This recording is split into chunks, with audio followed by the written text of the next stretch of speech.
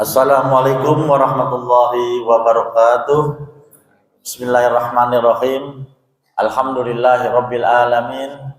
Innal hamdalillah nahmaduhu wa nasta'inuhu wa nastaghfiruhu wa na'udzu billahi min syururi anfusina wa min sayyiati a'malina may yahdihillahu fala mudhillalah wa man yudlil fala hadiyalah. Asyhadu an la ilaha illallah wa asyhadu anna Muhammadan abduhu war rasuluh la nabiyya ba'dah. Hadirin jamaah salat subuh yang insyaallah dimuliakan Allah Subhanahu wa taala. Puji syukur mari kita panjatkan kehadirat Allah Subhanahu wa taala atas anugerah, nikmat, rahmat dan izinnya. Alhamdulillah pada pagi hari ini setelah kita melaksanakan salat subuh berjamaah dan dilanjutkan dengan taklim subuh yang insyaallah akan disampaikan oleh Ustadz Hilman Hidayatullah SAG. Alhamdulillah beliau sudah hadir. Semoga Allah senantiasa mencurahkan rahmat, kasih sayang, keberkahan kepada kita semua. Shalawat, salam dan sanjungan tetap tercurah kepada junjungan Nabi besar Muhammad SAW beserta keluarganya, sahabat-sahabatnya, pengikut-pengikutnya sampai akhir kepada kita semua. Semoga kita berharap di akhir nanti mendapatkan syafaat dari beliau.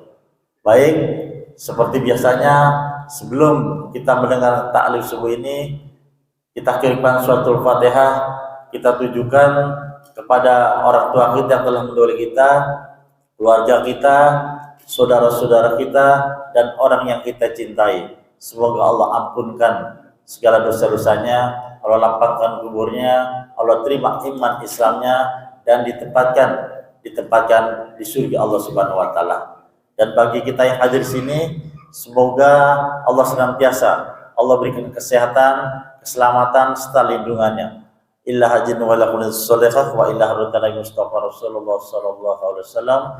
Syairilillahum al-Fatihah. Bismillah. Alhamdulillah.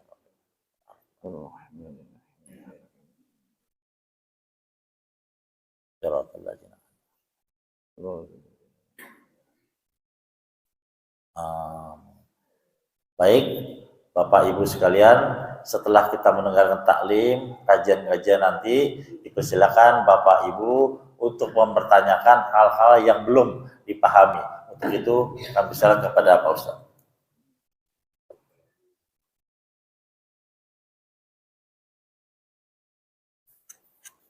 Assalamualaikum warahmatullahi wabarakatuh. Bismillahirrahmanirrahim. Alhamdulillahil fatahil alim. Wassalatu wassalamu ala sayyidina Muhammadin ar-raufir rahim wa ala alihi wa sahbihi wa man tabi'ahum fi siratal mustaqim. Amma ba'du. Rabbi shrah li sadri wa yassir li amri wahlul 'uqdatam min lisani yafqahu qawli. Allahumma ila hadratin Nabil Mustafa Muhammad Rasulillah sallallahu alaihi wasallam wa alihi wa sahbihi wa dzurriyyatihi ila hadratis Syekh Muhammad Jamaluddin bin Muhammad Sa'id Al-Qasimi wal Imam Muhammad bin Muhammad bin Muhammad Al-Ghazali radhiyallahu anhu. Al-Fatihah. A'udzu billahi minasyaitonir rajim. Bismillahirrahmanirrahim. Alhamdulillahirabbil alamin. Arrahmanir rahim. Maliki yaumiddin. Iyyaka na'budu wa iyyaka nasta'in. Ihdinas siratal mustaqim. Shiratal ladzina an'amta 'alaihim ghairil maghdubi 'alaihim waladdallin. Amin. Alhamdulillah wa syukurillah. Hari ini kita masih diberi kemudahan oleh Allah Subhanahu wa taala untuk terus melanjutkan usaha kita, ikhtiar kita menjadi hamba Allah Subhanahu wa taala yang terus lebih baik. Ya, semoga Allah Subhanahu wa taala menganugerahi kita hakikat pengenalan pada diri kita sendiri, sehingga kita betul-betul bisa memahami hakikat penghambaan diri kita kepada Allah Subhanahu wa taala. Dan barang siapa sudah mengenal betul-betul hakikat penghambaan dirinya kepada Allah Subhanahu wa taala, maka tentulah ia pun memahami hakikat ketuhanan Allah Subhanahu wa taala. Masyarul muslimin rahimakumullah. Alhamdulillah, salawat dan salam juga semoga senantiasa Allah limpahkan kepada baginda Nabi besar Muhammad sallallahu alaihi wasallam serta segenap keluarga beliau, istri-istri beliau, dan seluruh keturunan beliau. Dan semoga kita semua bersama segenap keluarga dan keturunan kita, Allah Subhanahu wa taala tetapkan sebagai umat Rasulullah sallallahu alaihi wasallam yang beriman dan setia kepada beliau dan mendapatkan radhiyallahu anhum wa radwan. Amin amin ya rabbal alamin. Alhamdulillah, pagi ini kita masih dalam bab adabul hammam, adab di pemandian umum, adab di rumah pemandian. Nah, pertemuan sebelumnya kita sudah membahas hal-hal yang wajib, ya. Nah, saat ini adalah hal-hal yang sunnah, ya. Jadi hal-hal yang sunnah bagi orang yang mandi di tempat pemandian umum, ya, di rumah pemandian. Bismillahirrahmanirrahim. Wa ammas sunanu, adapun hal-hal yang sunnah, faminha an-niyatu, di antaranya adalah niat. Ya. Nah, kenapa niat kok di sini sunnah? Dan niat biasanya wajib, ya. Kalau kita mandi itu mandi besar, niat itu hukumnya wajib. Ya. Kenapa kok mandi di sini niatnya hukumnya sunnah? Karena perbedaan jenis mandinya, perbedaan jenis amalnya. Kalau kita berwudu, ya, untuk menghilangkan hadas kecil. Kalau kita mandi besar atau mandi janabah, berarti menghilangkan hadas besar. Itu status mandinya, ya, betul-betul merupakan ibadah formal. Itu bagian dari ibadah formal. Jadi niat menjadi rukun dalam wudu dan mandi janabah atau mandi junub. Tetapi ketika mandinya bukan merupakan ibadah formal, ya, hanya merupakan kegiatan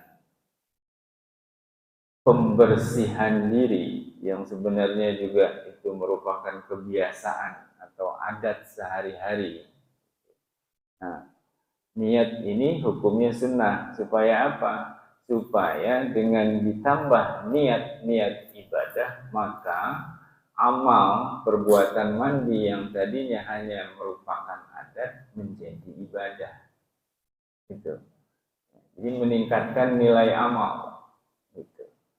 Ya, karena di sini kan bukan sedang cerita mandi wajib, ya, tapi hanya sedang cerita mandi untuk membersihkan badan. Gitu. Jadi mandi yang hukumnya sunnah. Jadi mandi yang sebenarnya merupakan sebuah adat atau kebiasaan kita sehari-hari, membersihkan badan, membersihkan pakaian, gitu. Ya. Membersihkan apa? Ya, badan, pakaian, membersihkan tempat, misalnya nyapu rumah, mengepel rumah, nyapu masjid, mengepel masjid. Itu walaupun orang tidak ingat dengan ibadah kepada Allah Subhanahu wa taala, banyak orang tetap melakukan itu. Ya, banyak orang mandi tanpa ingat ibadah kepada Allah. Kenapa? Karena memang itu mandi buat kebiasaan membersihkan diri, kebiasaan sehari-hari. Banyak. Dan itu ya boleh-boleh saja. Gitu. Tetapi nilai amalnya tidak menjadi ibadah. Nah, ketika kemudian diniatkan, ya, itu dimasuki ya, dengan niat-niat yang baik dalam rangka ibadah kepada Allah Subhanahu wa taala, maka berbagai amal yang tadinya hanya sebatas kebiasaan menjadi ibadah kepada Allah Subhanahu wa taala.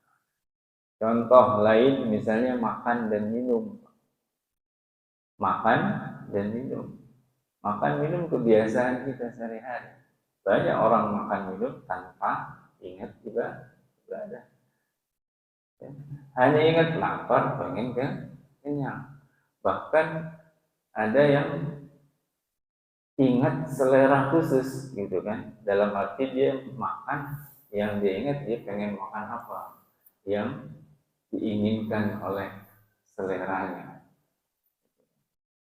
Dia milih-milih, tapi nggak ingat untuk ibadah kepada Allah. Nah, seandainya makan dan minum juga kita niatkan untuk ibadah, apa? Untuk memperkuat tubuh kita dalam beribadah kepada Allah Subhanahu wa taala, maka makan dan minum kita juga menjadi ibadah. Begitu juga tidur. Tidur juga kebiasaan manusia sehari-hari. Banyak orang tidur tanpa sadar ibadahnya, tidur istirahat lelah. Tapi kalau kemudian tidur diniatkan untuk menyegarkan tubuhnya kembali supaya bisa ibadah lebih segar dan lebih kuat lagi, maka tidurnya pun menjadi apapun.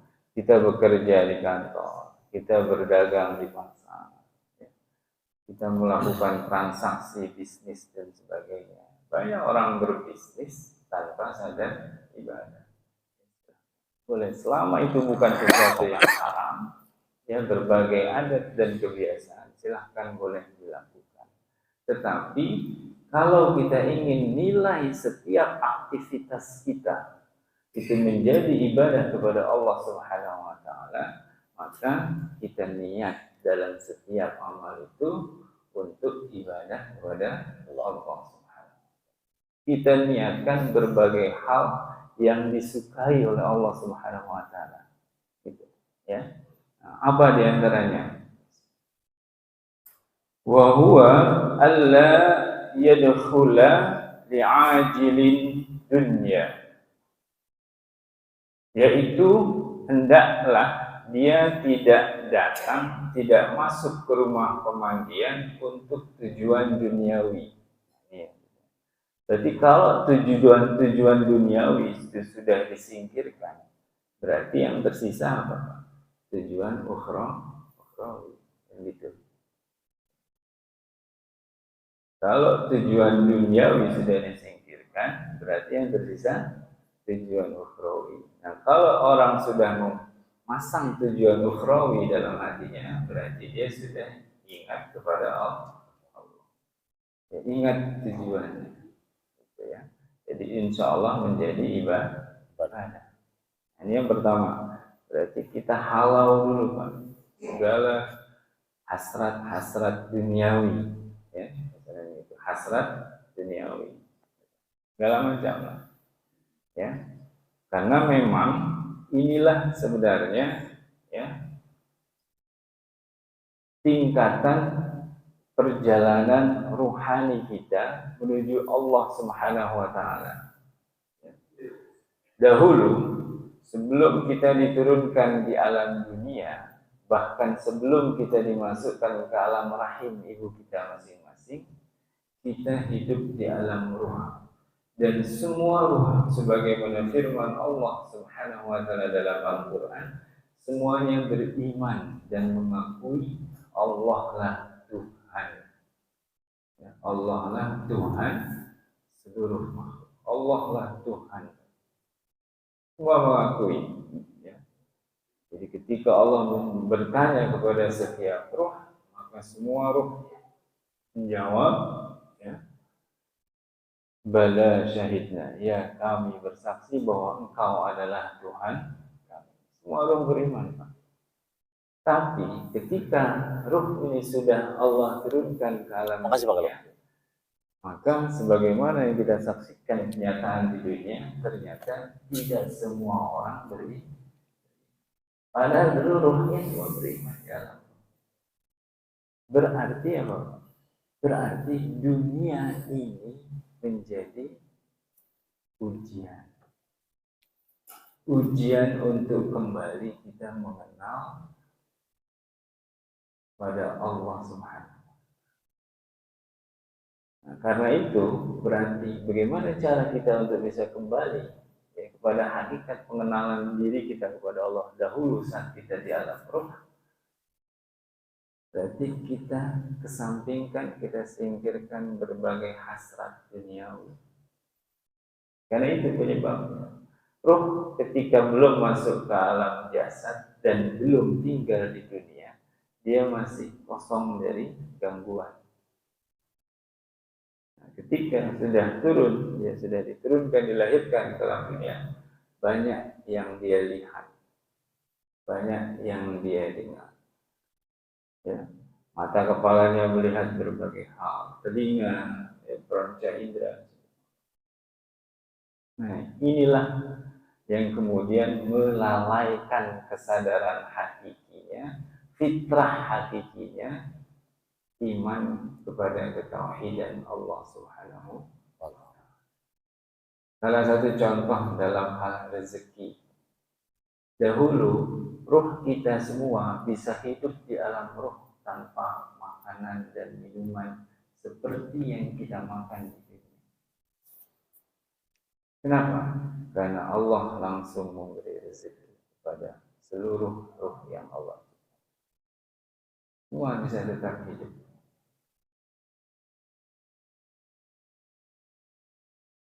Karena itu sangat mudah bagi semua ruh saat itu di sana untuk langsung mengimani Allah sebagai Tuhan. Kenapa? Karena mereka betul-betul menyaksikan, merasakan roh itu langsung dari Allah. Rezeki itu langsung dari Allah tanpa sebab. Nah, ujian di dunia, salah satu ujiannya adalah bagaimana kita tetap meyakini bahwa rezeki yang sampai kepada kita, rezeki yang kita terima itu mutlak, hak, pasti hanya dari Allah. Sementara Allah uji dengan menyampaikan berbagai rezeki kita itu lewat berbagai jalur sebab.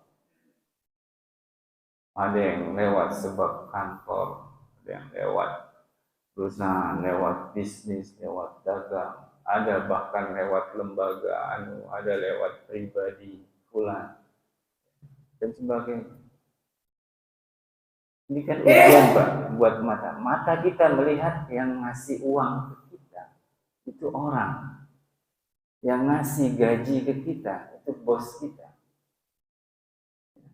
Yang memberi keuntungan ke kita, itu konsumen kita. Itu yang dilihat oleh mata kepala. Tapi bagaimana ujian keyakinan ruh? Ruh harus betul-betul merasakan, meyakini Allah yang memberi rezeki. Nah, ini ujian dunia. Yang kelihatan sama mata kita, yang ngasih uang ke kita siapa? Makhluk. Yang ngasih makan? Makhluk. Ini makhluk. Tapi apakah betul makhluk yang memberi rezeki? Nah, itulah ujiannya di alam.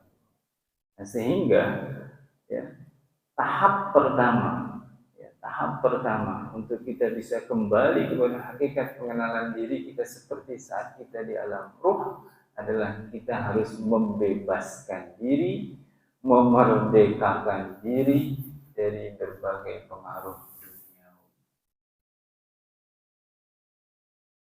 Makanya di sini dianjurkan niat untuk meluruskan niatnya. Pertama apa?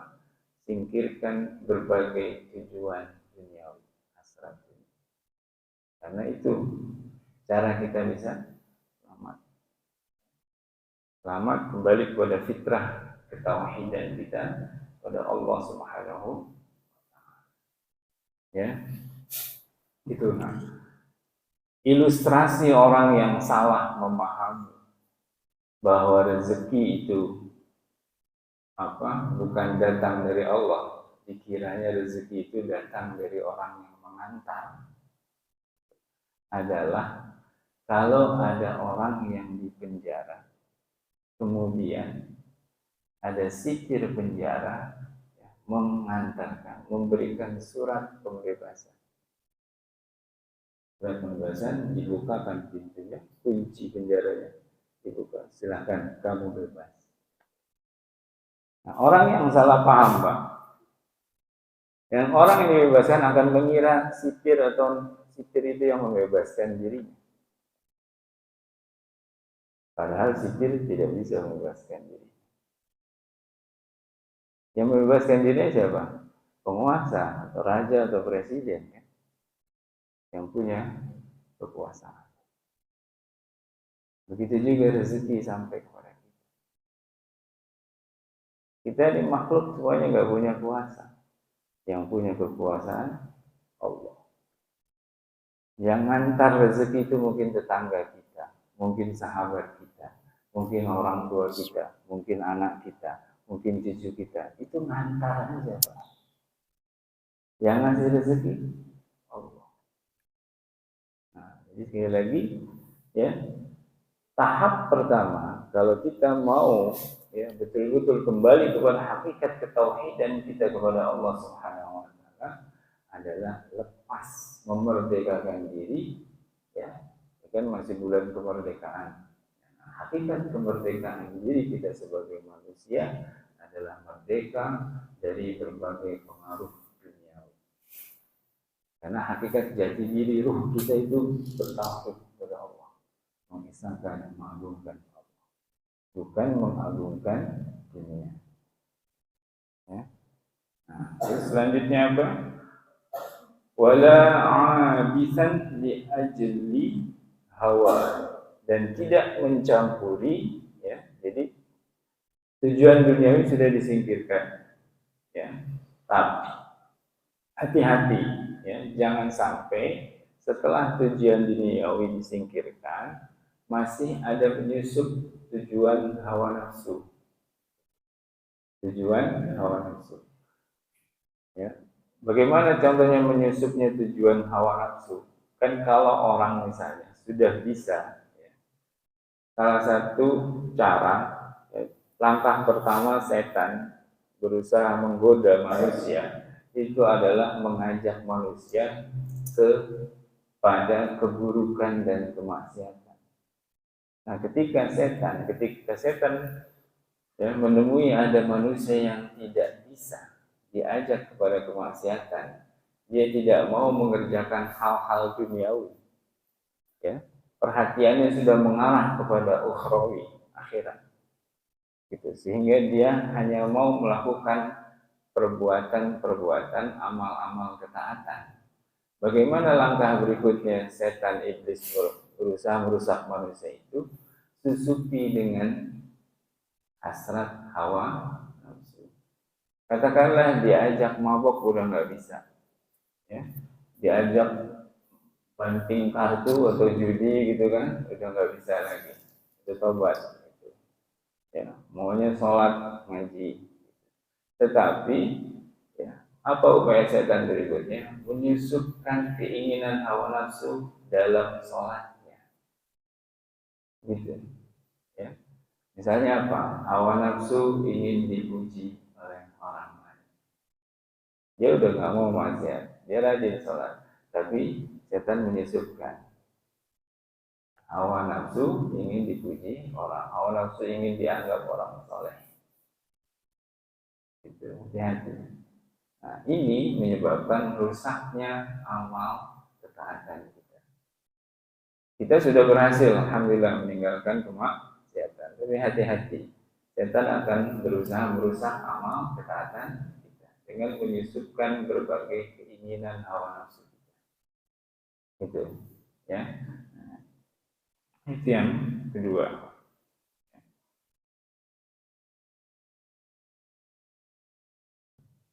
Bal yaqsidu bihi tanazzufa al-mahbuba tazayyunan lis-salati. Tetapi hendaklah ia memaksudkan kegiatan mandinya di rumah pembandian itu untuk pembersihan yang disukai. Ya, artinya betul-betul niat untuk membersihkan diri sebagaimana diperintahkan, dianjurkan oleh Rasulullah Sallallahu Alaihi Wasallam. Ya. Tazayyunan lisolati, ya, sebagai usaha menghias diri untuk sholat. Ya. Ada perintah dalam Al-Quran, khudhu zinatakum inda kulli masjid.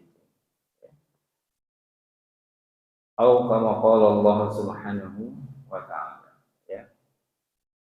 Ambillah, gunakanlah, pakailah perhiasan kalian di setiap sholat.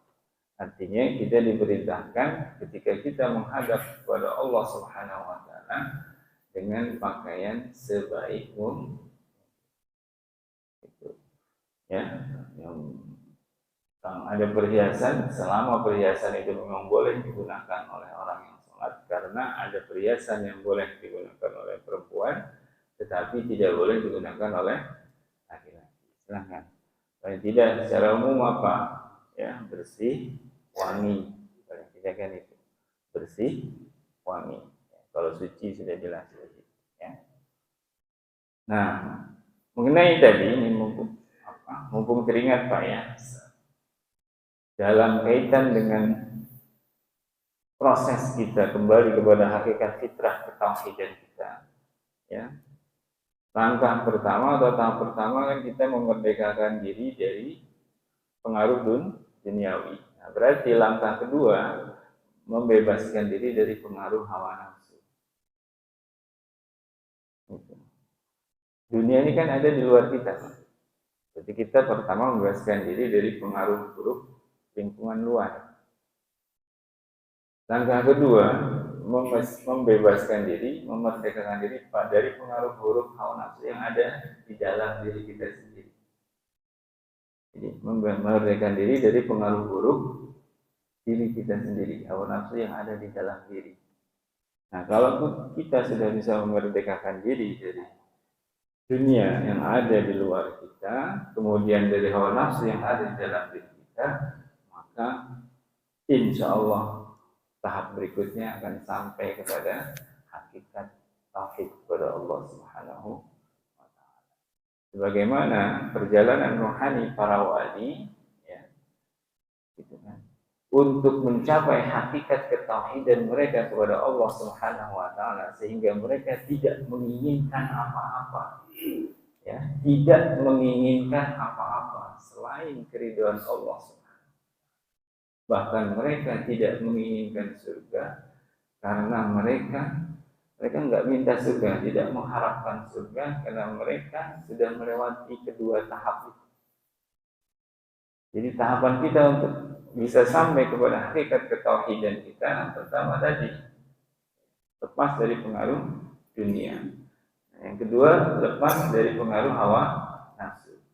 Nah sekarang Pak, ketika orang, ya, kebanyakan orang ingin masuk surga. Kenapa? Kenapa ingin masuk surga? Nah, kalau saya boleh tanya misalnya, Pak Nurdin, kenapa pengen masuk surga? Memang ada apa di surga? Bidadari. Ya. Satu orang paling sedikit 70 bidadari. Dan itu memang fitrah salah satu laki-laki kan, gitu. Nah, tapi itu bagian dari hawa nafsu. Itu bagian dari nafsu laki-laki. Ya kan? Banyak laki-laki ingin masuk surga apa? Karena ingin bersenang-senang dengan bidadari. Jadi nafsu kan? Itu nafsu. Tetapi itu hadiah yang Allah berikan kepada orang yang selama hidup di dunia rela menahan nafsunya, tidak menyalurkannya ke tempat yang haram, maka Allah kasih hadiah saluran hawa nafsu sepuas-puasnya di surga. Silakan puaskan nafsu kalian di surga, ya, atas kesabaran kalian menahan nafsu di dunia. Tapi berarti masih ada hasrat nafsu. Para wali kasih Allah tidak ada lagi hasrat, karena mereka sudah merdeka dari pengaruh nafsu. Tidak ada. Mereka lebih berhasrat merasakan kebersamaan Allah Subhanahu.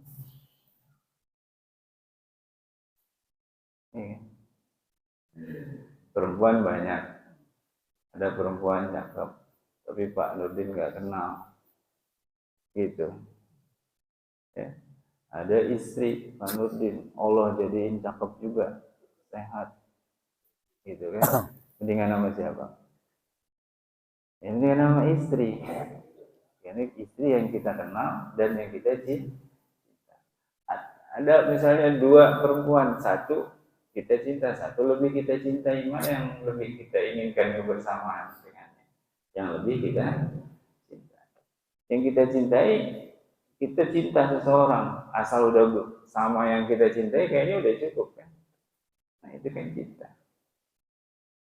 Para kekasih Allah, cintanya hanya buat Allah. Kenapa? Mereka bisa sampai pada tadi cinta hanya kepada Allah, hanya mengharapkan Allah.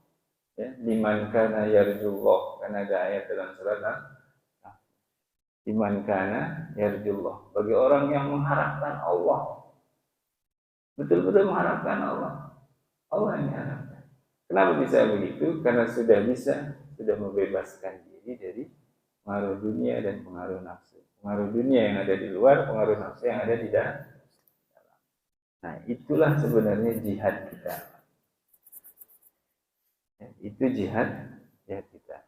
Dan membebaskan diri dari pengaruh nafsu itu adalah jihad yang terbesar, karena itu paling berat. Paling berat. Nah, paling tidak minimal, ya kan, buat kita apa? Minimal paling tidak yang penting jangan menyalurkan nafsu pada hal yang haram. Itu minimal kan gitu. Itu berarti udah hidup bener lah gitu. Kalau yang tadi kan ideal sempurna ya. Ideal tuh tauhid tertinggi. Ya, paling tidak berarti mulai usahanya dari situ. Ya, mengendalikan nafsu untuk tidak sampai ke tempat yang tidak mengarah pada hal-hal yang ya. Nah ini dalam hal niat banyak. Mungkin ini dulu ya, karena waktu yang terbatas. Silahkan kalau memang ada yang ingin ditanyakan. Terima kasih kepada Pak Ustadz yang telah memberi kajian-kajiannya. Sekarang dipersilakan, mungkin ibu ingin mempertanyakan. Oke, sebelah kiri Pak Des, Pak Jendang, silakan Pak Jendang. Pak Nurdin.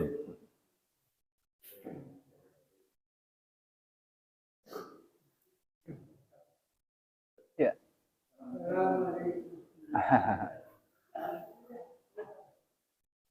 Mic-nya. Waalaikumsalam warahmatullahi wabarakatuh. Kita menghilangkan pengaruh dunia itu tidak gampang.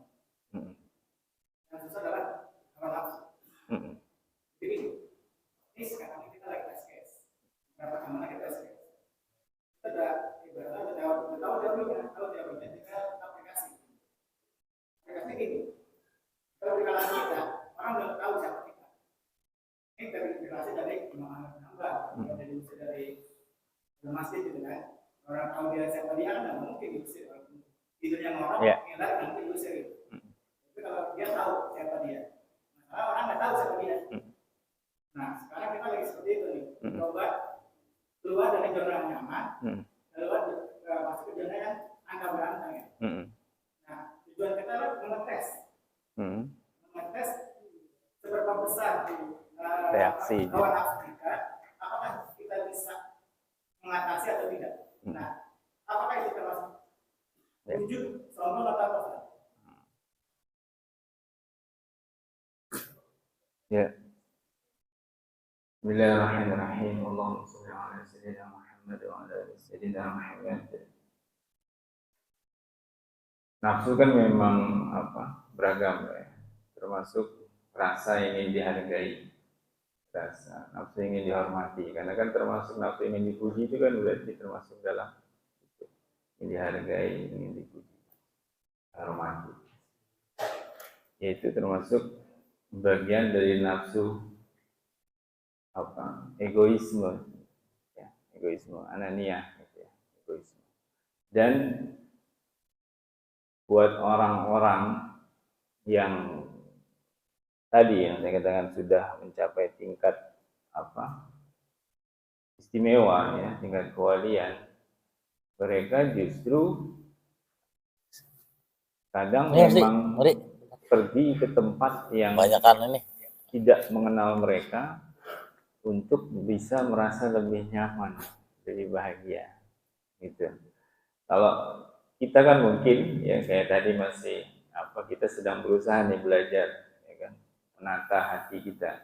Maka kita coba pergi ke tempat yang tidak mengenal kita sehingga kita diperlakukan apa adanya kan gitu. Orang nggak tahu misalnya kedudukan kita, nggak tahu status kita dan sebagainya. Ya seperti contoh tadi yang disampaikan ada Imam Ahmad bin Hambal. Ketika Imam Ahmad bin Hambal ya pergi ke suatu daerah yang tidak mengenal beliau lalu hendak tidur di masjid, ya, tapi diusir. Seandainya tahu itu imam besar, ya, tentu pengurus masjid nggak bakalan ngusir, ya. Gitu, ya, bakalan ngusir, malah bisa jadi dikasih fasilitas tempat khusus, disediakan apa yang dibutuhkan. Nah, peristiwa-peristiwa seperti itu buat para wali justru itu membuat mereka makin senang. Karena kalau buat mereka itu adalah keadaan yang lebih aman dari godaan nafsu. Ya, karena nafsu kita, ya, umumnya orang itu lebih mudah selamat ketika dihina daripada ketika dipuji. Umumnya orang. Kalau kita diuji dengan pujian, sanjungan, penghormatan, apung biasanya, ya, timbullah ujub dan sebagainya. Itu kalau kita diuji dengan pujian, sanjungan, penghormatan, itu justru akan lebih berat kita untuk melawan nafsu tadi kan. Tapi ketika kita dihina, gitu, ya diperlakukan dengan hina, gitu, paling kan yang ada sakit hati. Nah, walaupun itu juga harus dilawan. Kan harusnya nggak boleh. Dalam arti begini, ketika kita merasa ya, dihina oleh seseorang, pertanyaannya adalah apakah memang kita tidak hina sehingga kita pantas, sehingga kita tidak pantas diperlakukan sedemikian hina?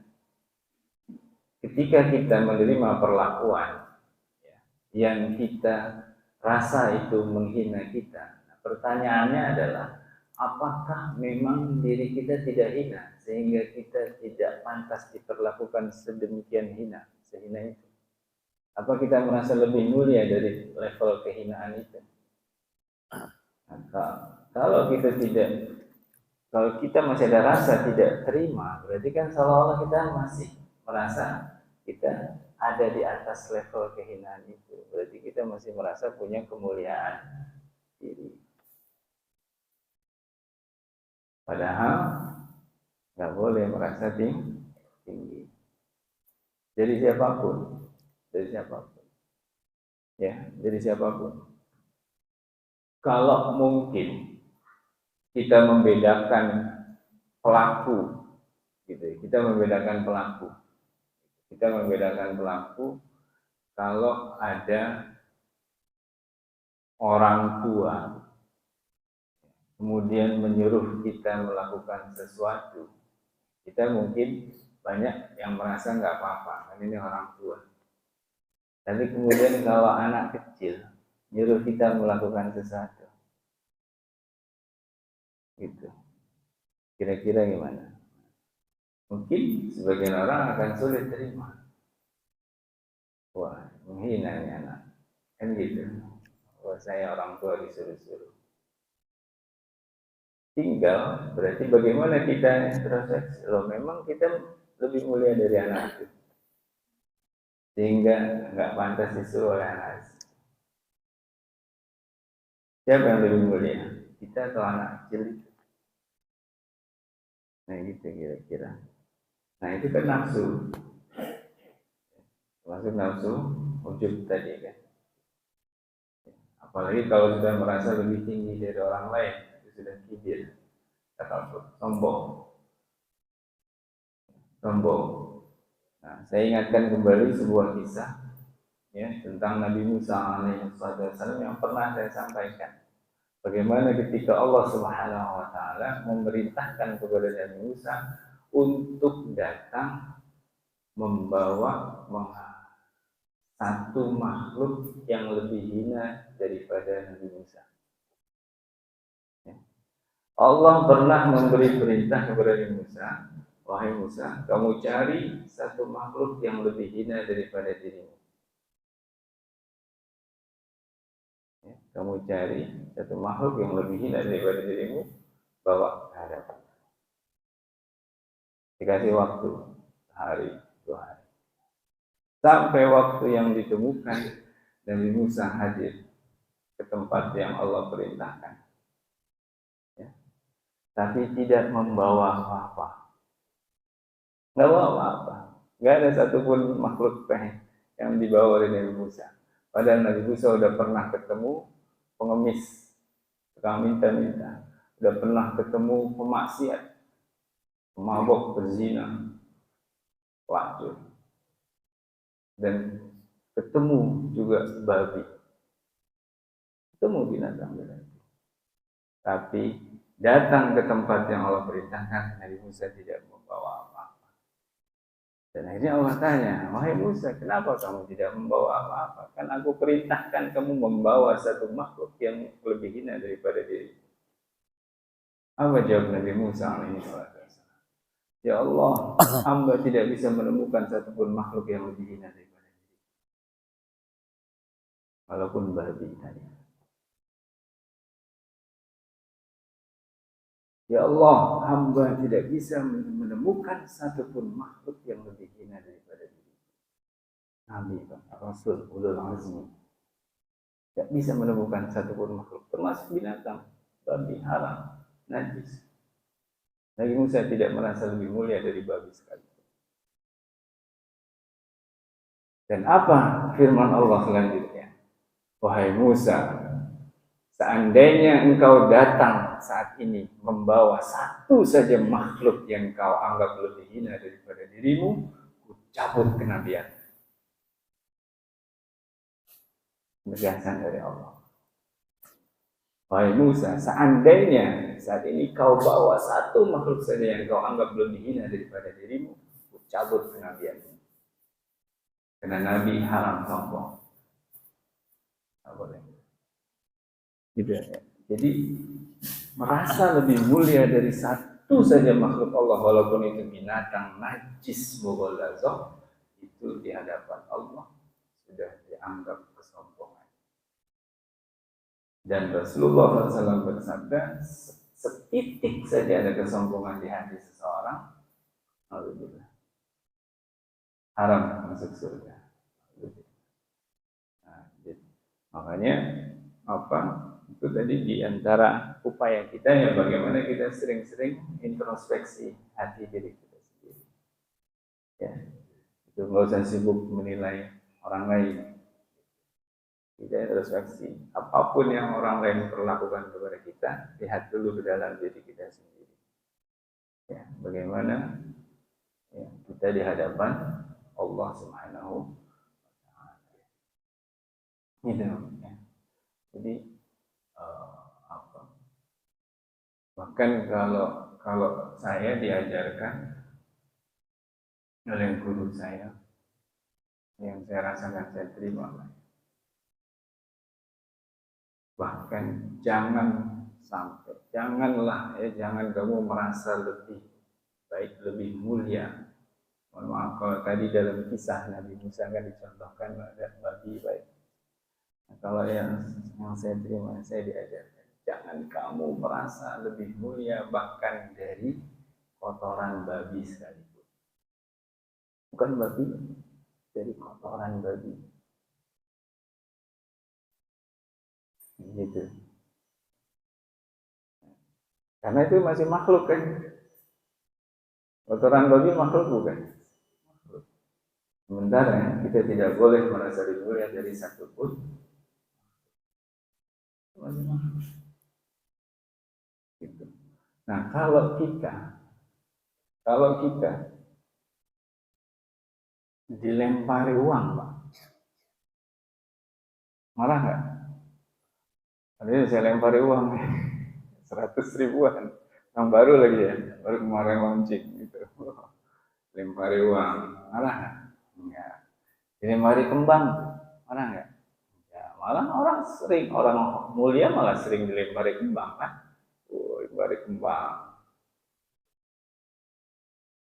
Karena kenapa nggak marah? Karena kembang bukan sesuatu yang hina. Coba kalau dilempari kotoran, marah nggak? Marah kalau merasa apa? Kalau merasa tidak pantas diperlakukan seperti itu.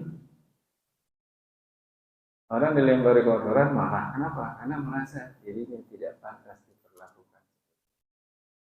Pertanyaannya kenapa? Ada apa? Mengapa Rasulullah SAW tidak marah sama sekali ketika beliau dilempari kotoran? Setiap hari mau berangkat sholat di Masjidil Haram di Baitullah. Saat di awal masa dakwah beliau, setiap hari beliau lewat dilempari kotoran. Mengapa tidak marah? Jangan. Ya wajar, jelas jawabannya. Nabi Musa saja begitu rendah hatinya. Dan semua Nabi dan Rasul memang begitu akhlaknya. Apalagi Nabi kita Muhammad SAW. Hamba Allah yang paling tinggi rendah hati. Beliau tidak marah karena beliau merasa itu bukan sesuatu yang tidak pantas diperlakukan terhadap dirinya. Jadi beliau nggak merasa ini saya emang nggak pantas begini. Enggak. Ya, beliau kalau namanya hamba Allah paling rendah hati berarti merasa paling hina di hadapan Allah. Nah, ini mungkin berarti Apakah kita boleh melakukan itu? Begini, kan kita rancang itu, kita sengaja masuk ke zona itu untuk tes hati kita nih. Pertama sih terus terang kan, panas. Oh, boleh Pak, boleh. Yang penting itu dalam arti begini, bukan kita yang memicu orang untuk melakukan itu kepada kita, bukan. Sangat boleh dan itu sangat dianjurkan dan itu memang salah satu metode belajar yang diterapkan oleh para wali kepada murid-murid mereka. Iya. Dan metode belajar yang terbaik kan memang langsung praktik, mengalami langsung. Itu biasanya seperti itu. Sama lah, kita belajar silat. Ini kan banyak pendekar nih, waktu dulu masih muda, ya. Banyak pendekar gitu, ya, jago-jago silat. Nah kan kadang-kadang Ini guru ngajak muridnya ke tempat banyak penjahat, ya kan, ke tempat rawan, sengaja kan, atau disuruh kamu ke sana, supaya apa? Ya ngetes. Tapi kan nggak boleh kalau nyari gara-gara kan, bikin gara-gara nggak boleh, bikin masalah nggak boleh. Cuman udah ketahuan di tempat itu banyak, kan gitu.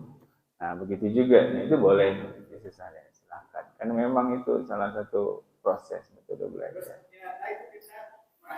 Kita sedang riset tentang ayat. Ayat ini kalau kita praktekkan hasilnya akan ini. Ternyata benar gitu kan? Nah, itu boleh nggak? Boleh aja. Cuman satu yang harus diyakini, Allah tidak hanya punya sifat wajib, tidak hanya punya sifat mustahil, tapi punya satu sifat jaiz. Allah bebas berbuat apa saja. Kan sifat jaiz itu kan apa? Melakukan sesuatu yang mungkin atau tidak melakukan sesuatu yang mungkin, ya hak Allah terserah Allah. Itu ya.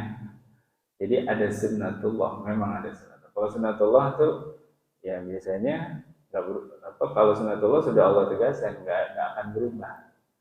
Ini kesini, ini kesini, itu sunnatullah. Tapi Allah juga punya qudratullah, hak mutlak kuasa Allah. Jadi maksud saya nanti jangan kaget kalau suatu ketika Allah uji dengan hasil yang berbeda. Jadi kita ayat ini gini nih, bla bla bla bla. Kita masuk ke area itu sesuai dengan proses pembangunan. Ini begini syarat dan rukun segini. Kita belum sampai rumah. Dia sesuai dengan ayat itu. Nah, kita sedang mempersiapkan nih. Tadi Allah punya sifat jahil kan. Dia boleh suara-suara Allah, kasih kagak. Sayangnya kita pertama kali mengetes ayat itu langsung dikasih sesuai dengan Alhamdulillah. Alhamdulillah. Tapi kan kita juga harus menyadari bahwa kita mesti diuji lagi gitu. Diuji lagi dengan apa namanya, walaupun kita melakukan ayat yang sama, tapi ada unsur tadi sifat jaiz Allah. Bukan emosi itu nggak sesuai dengan yang pertama. Kita udah siap secara mental. Apapun kata orang, hina apapun kita biasa-biasa aja. Nah itu sesuai karena apa, ayatnya sesuai, kondisi sesuai, semua sesuai. Setelah kita biasa, itu kadang-kadang beda. Nggak beda lagi tuh. Nah pas kita udah ngerjain sesuai ayat ini menurut perasaan kita, nggak sesuai, nggak bisa beda. Nah itu kita udah siapin, sebenarnya kita udah siapin itu. Ya nggak selamanya 100% gitu kan. Nah itu tuh kadang-kadang kita kan sebagai ilmunya kita mesti kurang, misalnya kita mengaku sesuatu kan kadang-kadang ya dengan konteks itu aja. Nah saya dengan teman-teman ini sering melakukan itu gitu. Kita tes case nih, kayak ini dengan kondisi kayak gini, dengan ini gitu. Semua variabelnya kita tes teknis ini. Itu tuh saya sedang galau. Apakah saya mungkin sombong menantang Allah dengan itu gitu? Ya kalau ngetes jadi sombong. Lancang kasarnya ya, lancang. Kalau ngetes itu adalah lancangan. Maksudnya kita ngetes. Mungkin yang diubah adalah sudutnya, sudut pandangnya gitu ya. Jadi kita bukan mengetes, tapi ingin mengamalkan. Ingin mengamalkan. Coba saya ingin mengamalkan hadis ini. Itu mudah-mudahan Allah berikan hasilnya sesuai janji Allah. Nah, kalau sesuai janji Allah berarti sesuai sunnatullah.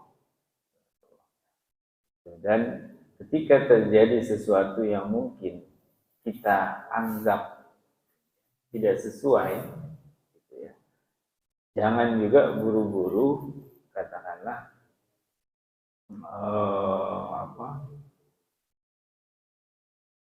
meletakkan itu pada sifat jaiz Allah tadi. Jangan juga buru-buru. Artinya apa gitu? Bisa jadi memang ada kekurangan pada diri kita, ya. Jadi ada kriteria yang kurang terpenuhi, terutama misalnya kriteria batin, hal-hal yang bersifat batin. Itu. Sekarang amal, hukum dasar amal untuk diterima aja kan ikhlas. Nah, hal pertama yang harus kita periksa adalah betulkah kita sudah mengamalkan dengan ikhlas atau mengharapkan sesuatu? Kan jadi kembali ke situ lagi. Gitu. Ya. Kayak misalnya kalau sekarang kan banyak orang memperjuangkan khilafah, ya, khilafah, tapi juga dengan pemahaman yang berbeda-beda. Salah satu ayat yang sering dijadikan dalil adalah la yastakhlifannakum, ya kan? Sungguh Allah akan benar-benar, ya, menjadikan kalian khalifah fil ardh, ya kan? Nah, padahal frasa ini kan merupakan hasil jawaban dari amal yang dilakukan oleh manusia beriman dan bertakwa sebelumnya. Jadi kan mestinya kalau kita mau mengupayakan, yang kita upayakan ininya, syaratnya, sebabnya, bukan akibatnya. Jangan ngotot di sini. Kekhilafan itu pemberian Allah. La yastakhlifan Allah yang memberi. Kita di mana berjuangnya? Sempurnakan iman dan takwa kita. Ketika Allah sudah menilai pantas, pastilah sesuai firman dan janji Allah sendiri, khilafah itu akan diberikan. Nah, selama belum, ya kita introspeksi. Nggak mungkin Allah yang salah menilai. Pasti iman takwa kita yang masih belum beres. Gitu. Jadi kalau mau memperjuangkan, kalau kita ingin khilafah Islamiyah, kekhalifahan, tapi saya tidak mengartikan khilafah seperti kebanyakan orang yang sering demo, ya. Ini terwujud, ya wujudkan saja iman takwa kepada Allah, kan ini sebabnya, syaratnya. Nah gitu. Ketika kok belum terjadi, ya jangan langsung, wah ini berarti Allah nggak ngasih, padahal Allah berarti ya terserah Allah. Enggak, introspeksi dulu, berarti syaratnya memang kita belum penuhi dengan baik. Karena kalau syaratnya sudah Allah penuhi dengan baik, ketika Allah sudah berjanji, nggak mungkin Allah ingkari. Itu juga rumus, nggak mungkin Allah ingkari, gitu, ya, nggak mungkin Allah ingkari. Itu ya, Allah udah bilang, nggak mungkin gue ingkari. Kita merasa udah sesuai nih. Lenceng aja, karena kita kecewa. Ya, ditelisik lagi dalam hatinya. Terutama tadi kan keikhlasan. Nah, ketika keikhlasan itu tidak ada, ya wajar dong Allah tolak. Nah, ketika Allah tolak, ya enggak Allah kasih dong hasilnya. Nah, kita mengharapkan sesuatu yang lain, gitu, ya kan? Kita nih ayat yang tadi tentang syarat dan hasil khilafah, kita melaksanakan iman dan takwa, tapi niatnya mengharapkan hasil tadi, berarti nggak ikhlas juga dong. Wajar kalau nggak dikasih. Memang takwa apa? Nggak ada ketakwaan tanpa keikhlasan, kan gitu. Jadi kita gini, jangan sekali-kali memberikan hasil. Iya, udah pasrah ibadah, lillah. Gitu. Kalau tadi kita framing bahwa Allah udah janji ini, ya, kita melakukan sesuatu dengan ini, kan kita sebenarnya pengen dapatkan sesuatu dari Allah gitu. Itu nggak bagus ya. Boleh mendapatkan sesuatu dari Allah, tapi serahkan lagi segala urusan itu kepada Allah, kan tawakal gitu. Itu ikhtiar, gitu kan. Tapi hasilnya kembalikan kepada Allah, tawakal, gitu. Ya. Gitu. Ya Allah. Insyaallah silakan nanti dilanjut setelah Terima kasih kepada Pak Ustadz atas kajian-kajiannya. Semoga bermanfaat untuk kita semua, bisa kita aplikasikan dalam kehidupan kita sehari-hari. Terima kasih pula kepada hamba Allah yang memberikan kontribusinya pada pagi hari ini. Semoga Allah berikan kemudahan, kelancaran, dan keberkahannya. Baik, nanti bila jamaah Masjidil Furqan yang ingin berbagi untuk memberikan kontribusi untuk kajian subuh, silakan berhubungan dengan Bapak Budi.